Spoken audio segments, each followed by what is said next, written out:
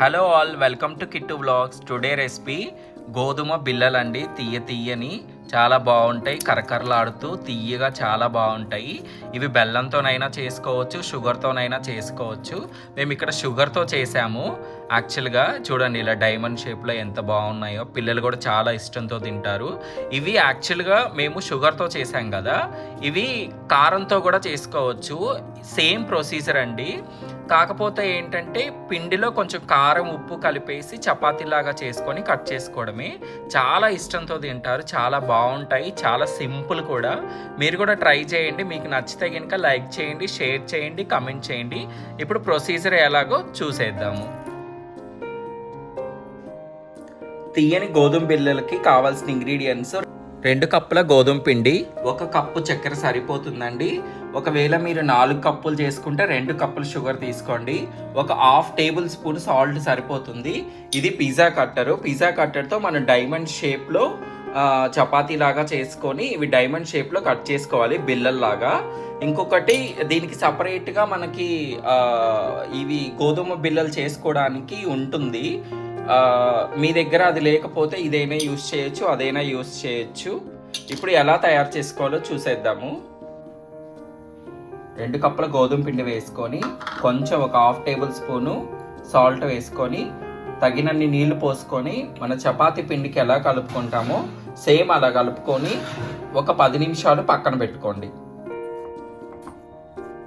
So ఇలా మొత్తం కలుపుకొని చపాతీ పిండిలాగా ఒక 10 మినిట్స్ పక్కన పెట్టుకోండి, మూత పెట్టేసి. ఇప్పుడు 10 నిమిషాలు కలిపి పెట్టుకున్న పిండితో ఇలా ముద్దలు చేసి పక్కన పెట్టుకోండి. చేసుకొని కొంచెం పిండి ఇలా వేసుకొని ఇలా రుద్దుకోవాలి. బాగా పల్లచగా, చపాతీ ఎలా అయితే రుద్దుకుంటామో బాగా పల్లచగా రుద్దుకోవాలి. బాగా పిండేసి పొడి పిండి వేసుకొని బాగా చపాతీలాగా రుద్దుకోవాలి. పెద్ద చపాతీలైనా రుద్దుకోండి, బాగుంటుంది. బిళ్ళలాగా కోసుకోవడానికి కూడా చాలా బాగుంటుంది. తొందరగా అయిపోతాయి, చాలా ఈజీగా అయిపోతాయి. ఇలా పిండి వేసుకుంటూ బాగా పల్లచగా రుద్దుకోవాలి. ఇలా బండి ఉంటే బెస్ట్ అండి. పెద్ద చపాతీ లాగా చేసుకొని తొందరగా అయిపోతాయి, కోసేసుకోవచ్చు బిళ్ళలాగా. సో ఇలా రుద్దుకున్న తర్వాత ఇలా కోసుకోవాలి. గల్లులాగా చేసుకొని ఇంకొకసారి చూసుకుంటే మనకి డైమండ్ షేప్లో వస్తాయి. చూడండి.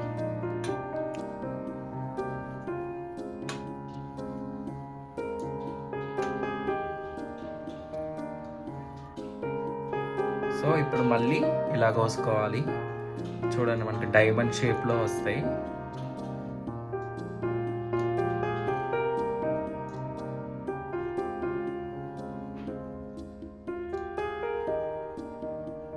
సో ఇలా ఒక గెరిటతో ఇలా లేపుకోండి, మొత్తం వచ్చేస్తాయి ఈజీగా. ఇలా లేపుకొని ఒక ప్లేట్లో వేసుకోండి. చూడండి ఎంత బాగా లేచి వస్తున్నాయో. ఇలా ఒక ప్లేట్లో వేసుకోండి మొత్తం. సో అలాగే మొత్తం అన్నీ కోసేసుకొని పక్కన పెట్టుకోవాలి. చపాతీలాగా చేసుకొని ఇలా మొత్తం పక్కన పెట్టుకోవాలి. చూడండి, ఇంత పల్లచగా ఉండాలండి. ఇంత పల్లచగా ఉంటేనే బాగుంటాయి, కరకరలాడతాయి. నూనెలో వేసుకున్నప్పుడు కూడా బాగా పొంగుతాయి. మందంగా ఉంటే ఏంటంటే మెత్తగా ఉంటాయి. ఇంత మందం ఉండాలి.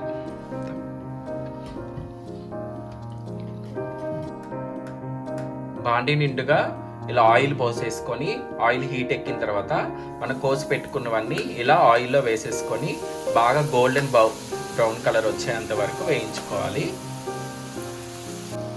సో ఇలా పల్లచగా చేసుకుంటే యూజ్ ఏంటంటే ఇలా పొంగుతాయి. ఇలా పొంగటం వల్ల ఏంటంటే కరకరలాడతాయి, చాలా బాగుంటాయి. సో ఈ కలర్ వచ్చాక తీసేసుకోవాలండి. చూడండి ఎలా పొంగాయి, బాగా పూరి పొంగిన.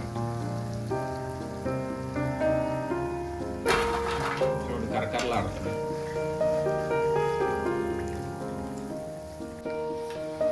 చూడండి కరకరలాడుతున్నాయి. ఇలా కరకరలాడితే బాగుంటాయి. ఈ కప్పుతో 2 కప్పులు షుగర్ అండి. ఇందాకలా 2 కప్పుల ఇంతకలా 2 కప్పుల గోధుమ పిండి తీసుకున్నాం కదా, మనం 1 కప్పున్నర పంచదార వేసుకొని ఇలా కొంచెం వాటర్ యాడ్ చేసుకొని తీగ పాకం వచ్చేంత వరకు వెయిట్ చేయాలి. ఇంకా రాల తీగ పాకం, ఇంకొంచెం సేపు ఉండాలండి, వెయిట్ చేయాలి.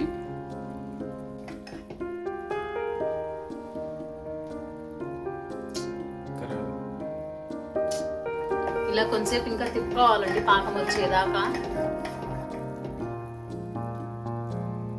ఇంకా రాలేదు పాకం, ఇంకా రాలేదు. ఇంకొక 2 మినిట్స్ మీడియం ఫ్లేమ్లోనే పెట్టుకొని ఇట్లా తిప్పుకోవాలి. సో మీరు చేతితో ఇలా పట్టుకోవడం కష్టం అన్నాళ్ళు నీళ్ళలో వేసుకోండి కొంచెం. ఇంకా రాలేదు పాకం, సో నీళ్ళలో వేస్తే ఇలా ఉండలాగా అవుతుంది. దగ్గర పడాలి, దగ్గర పడితే చాలు. మనకి ఇది విడిపోతుంది, ఇట్లా చూడండి విడిపోతుంది. మనకి దగ్గరగా వస్తే చాలు.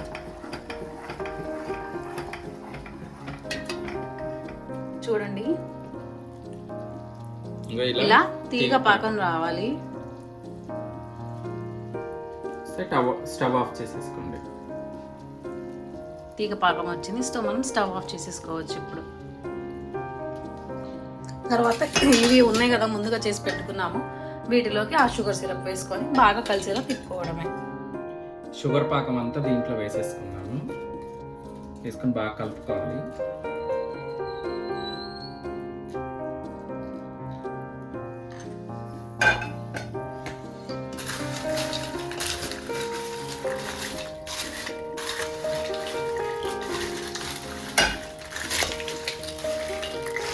బాగా కలిసేలాగా తిప్పుకోండి.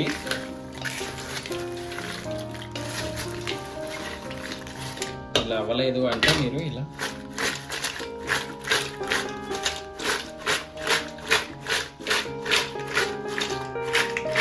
అనుకోండి, బాగా కలుస్తుంది. గరిట పెడితే ఏమైందంటే విరిగిపోతాయి ఇవి. అంతే అండి, చాలా సింపుల్.